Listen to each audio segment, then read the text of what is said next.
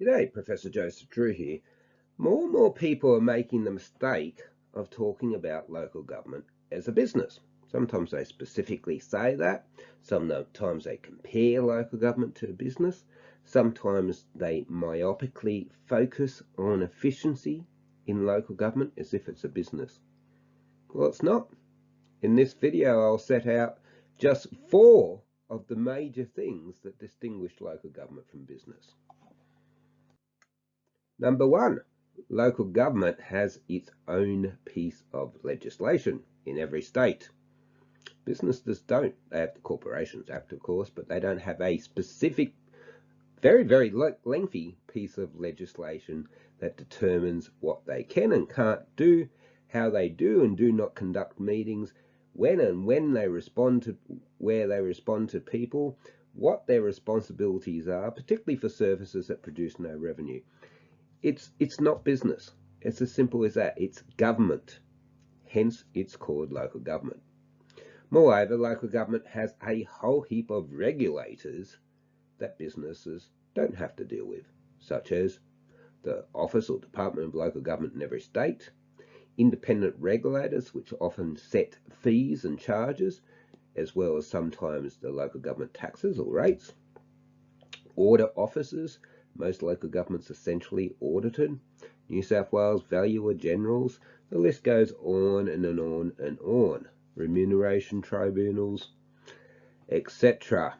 So that's yet another way that local governments aren't businesses. Also, unlike most businesses, but not all, local governments are highly unionised, and that has implications also for how they can conduct things and how efficient they can be and how quickly they can make changes. The second major way that local government differs from business is that it has citizens, not customers. There's a lot of implications. One is, obviously we go to elections every 4 years. Extremely expensive. You get all new faces in there, and that can be very disruptive to day-to-day operations and certainly plans and long-term strategic plans of a local government. But unlike businesses that are only there when they can make a profit and disappear the minute there's not enough customers to make a profit, local government just can't disappear. Like our banks, like supermarkets. People in Urena would tell me that they can't get a grocery supermarket, nor can I in Moonbi. I'd like an Audi here. It's not going to happen. Audi can't make enough money. However, my local government will have to be here in Moonbi.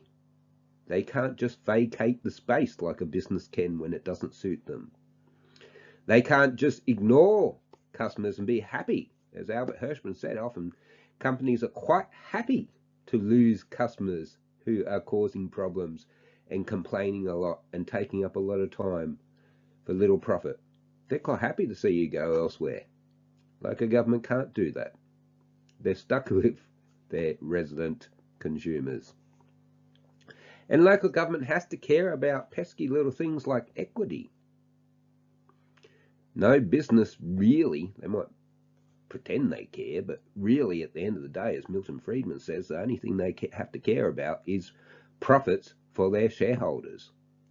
Local government has to care about equity. They have to care about the most vulnerable in the community, the young, the elderly, people of disadvantaged backgrounds, people of indigenous backgrounds. Businesses don't. Businesses care about how much profit they can make from you. The next main way that local government differs to business, regular business, is that most of local government's assets are non-productive. So when a business invests in an asset, it's usually to turn a profit, to at the very least produce revenue. Now the far majority of local government assets, not only do they not produce revenue, not only do they not produce a profit, they actually cost money to maintain. Now, business simply wouldn't be in business if they invested on that scale in non-productive assets. And there's another class of assets. So roads is an obvious example of that. Completely non-productive, Can't possibly make a profit out of it. And when you build a road, once you build it forevermore, you're spending money maintaining it. There's another class of assets that local government has to regularly invest in called merit goods. Things like libraries and town swimming pools, absolute money pits. And local government, unlike business, has to invest in those sorts of assets because they have to care about vulnerable people.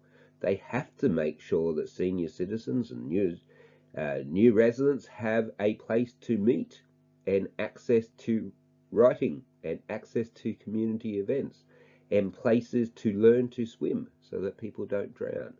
That's a whole class of assets that very, very few, if any, regular businesses would be investing in.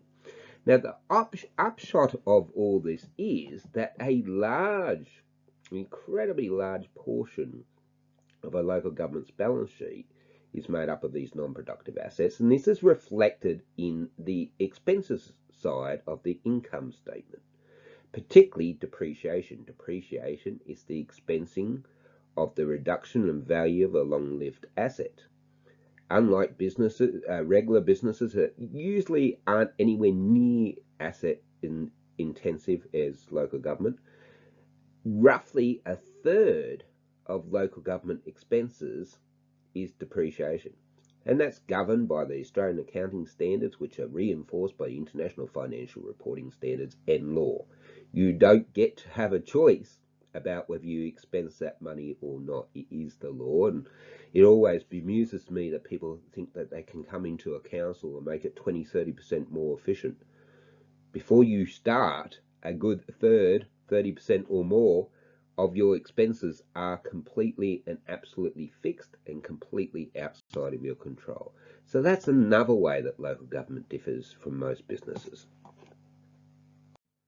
Fourth, local government gets held to a much higher standard than our businesses and our corporations, and we need them to be held to a much higher standard. It surprises me that people want local government to be businesses. Do you really want your local government to be like the ABC learning centres that went belly up and left people with no childcare? Or like the 3,000 building companies this year alone who have gone broke and left people with partly constructed houses, according to the Financial Review? Do you really want your local government to be Rex Airline, where some employees found out they didn't have a job one morning by listening to the radio, and other people found out that the plane ticket they had wasn't any use because they weren't going to be catching a Rex plane? Do we really want our local governments to be like business?